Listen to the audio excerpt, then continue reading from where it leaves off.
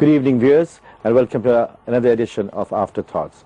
I'm Nadeem Qadir, and today our guest is Mr. Mahi Chowdhury, very popular, well-known on TV and in politics, and he is Joint Secretary General of Bikolpo Dhara, Bangladesh. Welcome to the program, Mahi Chowdhury. Thank you very much, Nadeem. It's good to have you back. Thank you. Well, I'll start off with something that most people believe when you formed Bikolpo Dhara.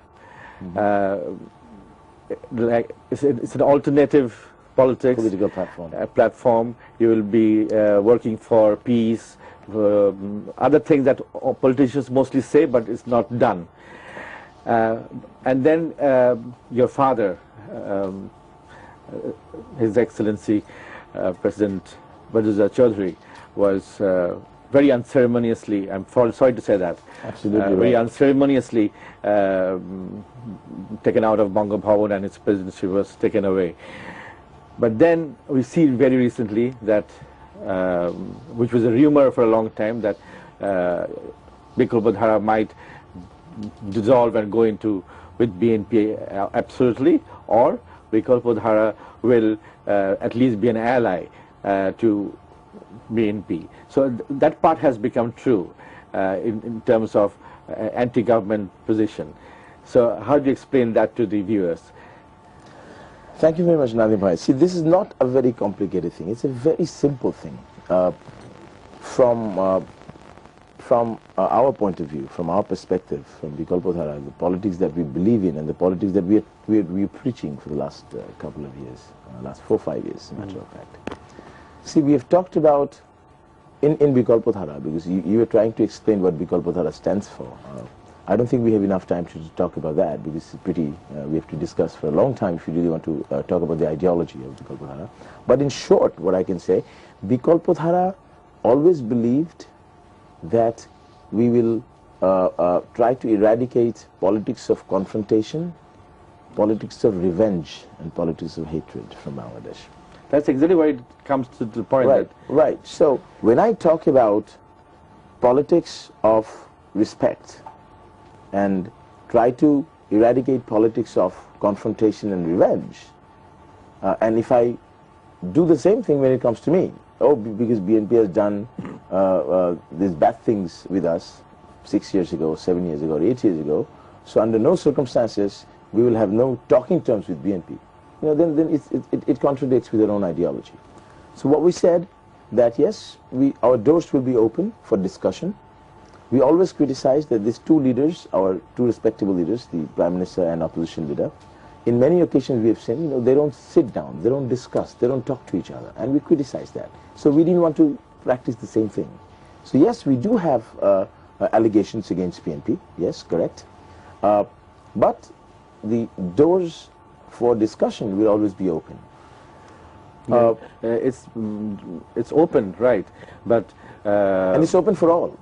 Yeah, it's open for all. When our party president, Dr. Chowdhury, accepted the invitation of our honorable Prime Minister Sheikh Hasina for the iftar, and he went there, you know, it didn't make a big news.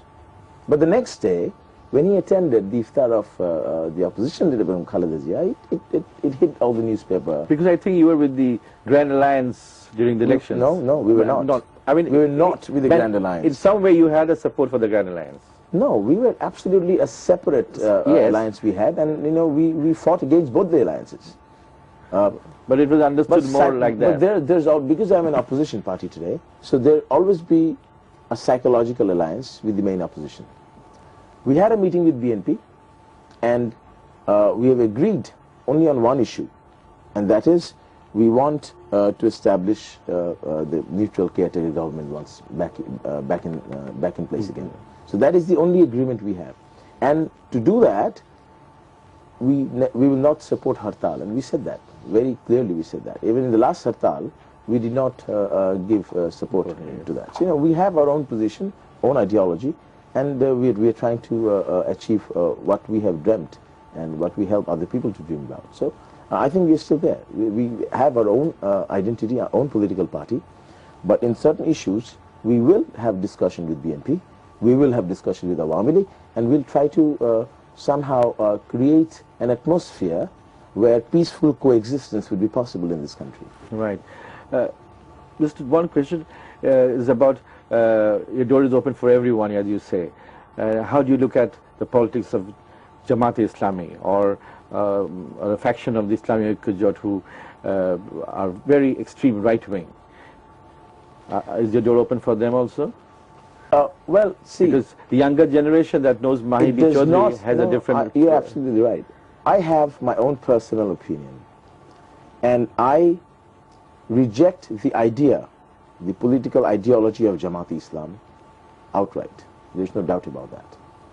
But I do recognize them as a political party in this country, because they do represent the people even inside the parliament.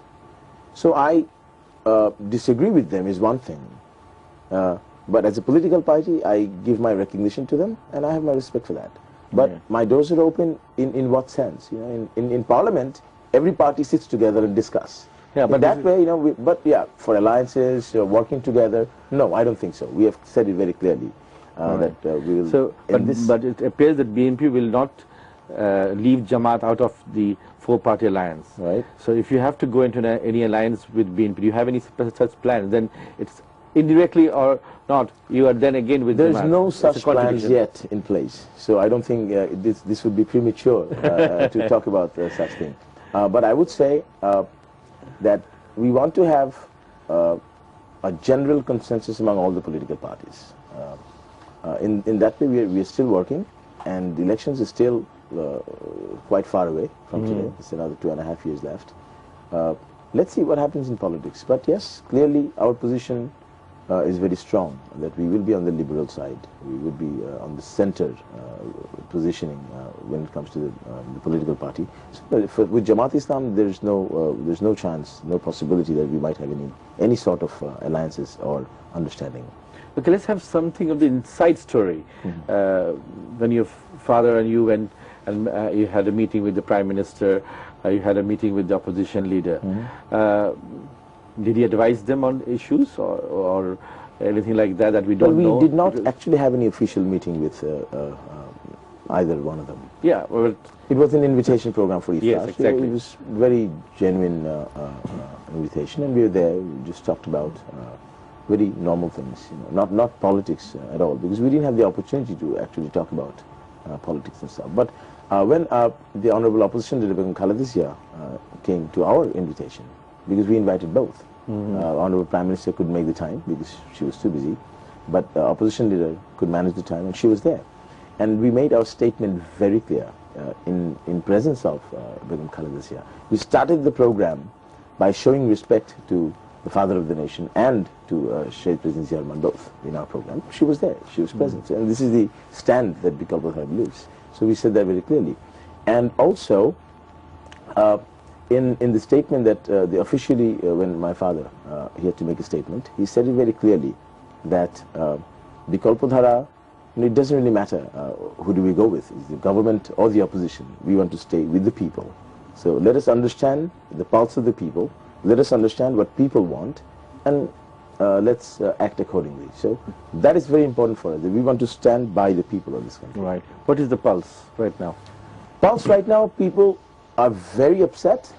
People are very frustrated, and this frustration has made them absolutely hopeless when it comes to the future, especially the younger generation. That frustration about what? Frustration about the entire thing. You know, what is actually happening in this country?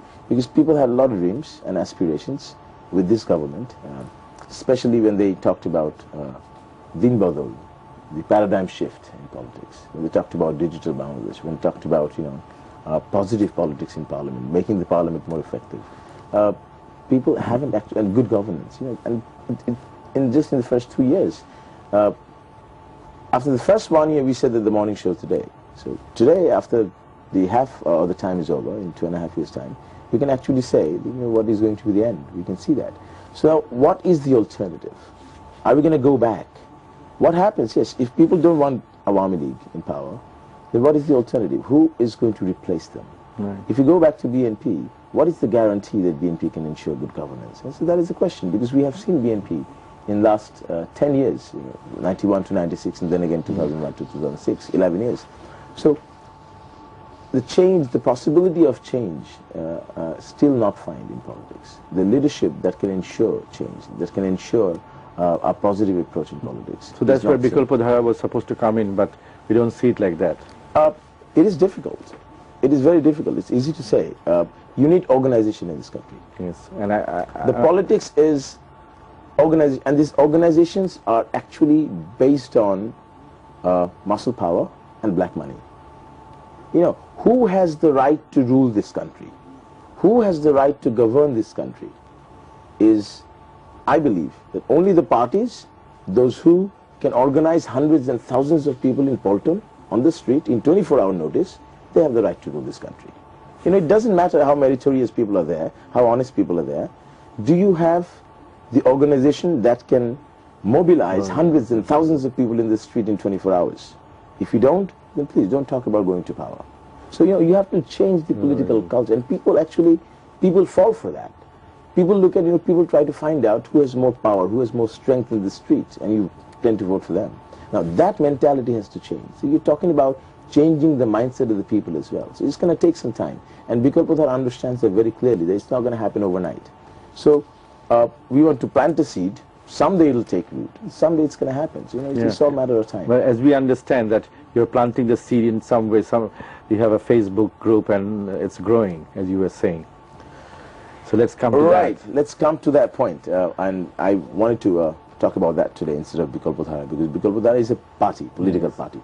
The Facebook group that came in the newspaper just a couple of days ago, we were not ready to launch it officially or to make it a news, but somehow it came on the news, and we had to change our plans. The plan was to launch the Facebook group because it is a virtual group, but we want to pull it down on the earth sometimes probably in December and make it What official. is the objective of this group? The objective of this group is, but it's called Blue Band Call. So this is a blue band that we wear, the people, those who are part of the group, and the blue band is calling for something, calling for a change. The main purpose, the main reason of organizing this younger generation in the Facebook is, we started it in the beginning of 2011, and we were inspired by the Facebook movements in North Africa and in the Arab world. And the idea was that, why don't we try something peaceful way and try to mobilize these people. We found out that the younger generation of this country, there's a trend, a new fashion, you can say, that if you think that you are a good boy, you're a decent boy, you're a good student, you have to hate politics. You can't like politics. You can't get involved in politics and being a decent person at the same time. The lessons that we have from politics is not very. Well, but the question is that, now, if you hate politics, how are you going to change it? Now, if you hate politics and stay out of it, who actually becomes the beneficiary? It is the politicians. They become the beneficiary because they don't want you to get involved. They don't want people with merit, people with knowledge, people with patriotism, people with honesty. They don't want them here in politics. So if the honest people, meritorious people, knowledgeable people actually hate and stay out of it, then the change is never going to come. So the main objective was to make the younger generation aware with a message that do not hate politics. That was the first thing. And then we have, I can give you a small book, a very, very small book. It's like a Bible for Blue Band Call. We can show this to our viewers if my producer is there. Can focus a bit on Mahi's book. It's called The Blue Band Call. The Blue Band Call. Yes. BBC. Oh, okay. I don't know if BBC will sue you for that. No, not at all. Not at all. It's not BBC, it's Blue Band Call. You can say that. And what we have seen in very short, because there's only 5-6 pages, Bengali and English both, and some very few words. It's not a lot of write-ups here. What we have seen, if you look at it, that I don't know if I have mentioned it in your program earlier, even if I did, I want to repeat it again. If you look at the history, you'll see that Bangladesh, that our nation, is caught up in a 20-year cycle. It takes 20 years when we can actually say that, we need a change. Let's stand up. It doesn't happen every year. And it started back in 1952 when there was a demand for change. And that you can say it was a beginning or a birth of a nation that took place, because we wanted Bengali as our state language, and the movement actually started. In 1952, we achieved it. We thought everything will be fine, but it didn't really solve the problems. So the problems continued for another 20 years. So then came 1971, and we figured out that we need not only a nation, but we need a nation state. So independence was in demand, and we fought, and we achieved it. Right. We really thought that everything is going to be fine this time. So, but yeah, there has been changes. There has been changes. Well, but then the interesting thing is, it's a 20-year cycle. From 71, again another 20 years. Then came 1991. Right. We said, hey, we need democracy. So then we had democracy, and we thought everything's going to be fine. But unfortunately, nothing was fine, and another 20 years is gone. So I think, if you look at the history, I think the change is inevitable now. No one can stop the process of change. It's going to come. Then you're going to come. Well, the younger people they're going to lead, because in every movement, in 52, 71, and 91, it was the young people who actually led the movement. Yeah, so I think this is time. Absolutely. So this is another time. You look at the younger people; they're frustrated, and they want to change. But the problem of 2011. If you compare it with the demands in 71 and 52 and 91, in all these times, in 52, in one word, you could actually communicate what you want. In 52, you communicated, you said, well, we want our language. In 71, we said, we want independence. In 91, you said, we want democracy. Now what do you want? You say, we want change. Everybody say, we want change. Change for a united nation, as is. But change, if I ask 20 people in the street, what do you want? Do you want change? All 20 of them say, yes, we want change. But then you ask them to define it. Okay, define change. What do you mean? It's very vague. It's vast. These 20 people come up with 20 different definitions. So you have to actually come to one thing. And that is what Blue Band Call is trying to find out. What do you want in one word? And what we have figured out, we want reconciliation. We want compromise. Right. We want peaceful coexistence. And we want, everybody's talking about -2. We talk about -4. We said minus the confrontation politics, minus politics of hatred, right, minus politics of division, and minus politics of corruption. Then change will come. Right. But there's something very difficult for the unity that you're looking for, because I always say that also. And very recently, when my father was reburied, there was a hartal, if you remember. So the whole process was done with the Prime Minister's instruction, but the opposition leader had conveyed her sympathies and kept the roads that would lead to Nator out of the purview of the strike. So there is a unity there, but when it comes to the extreme right-wingers, the Jamaat, how do you think that people of Bangladesh can compromise with them and have a nation which will be united because of the atrocities that they have seen in 1971. The younger generation that you are dealing with, who are becoming fans of your Blue Band call, they are very much aware about this, what has happened in 1971. So how are you going to deal with that particular issue? Compromise and reconciliation does not mean that you accept the atrocities that took place in 1971. There has to be a compromise. Rather, there has to be a compromise between these two parties, especially, or the two forces, the nationalist forces and the Bengali nationalist forces, however you define it, the Awami League and BNP. The compromise has to be there that the process that has started for the war criminals, and that process is to continue, whoever comes in power. I would rather say that. The compromise has to be there that we have to make the parliament effective. If you want to see a parliamentary democracy, you have to make the parliament effective. So to make the parliament effective, there has to be certain things, certain amendments that we need to take. There has to be a compromise that, how do you eradicate corruption? The Anti-Corruption Commission has to be empowered in such a way, and you have to, actually you're talking about different laws. You're talking about, you have to legitimize it. You have to come up with different proposals, and there has to be a compromise. There has to be reconciliation. If somebody has killed people, somebody has murdered people, I'm not saying that, accepting them would be a reconciliation, would be a compromise. That's not at all. That's not something that we are talking about. So first there has to be an intention that yes, we want to compromise. That yes, we believe in peaceful coexistence. Yes, we respect each other. You know, you don't have to agree with me, but at least don't disrespect.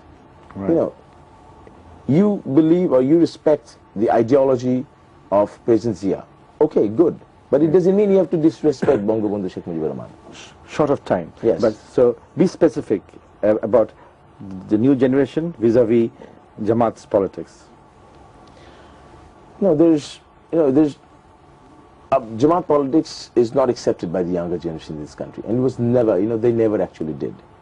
So you have to work on that particular area. Absolutely, there is no doubt about it. The consensus has to be there among the major political parties of this country. Right. That a political party which never even believed in the independence of this country has no right to rule.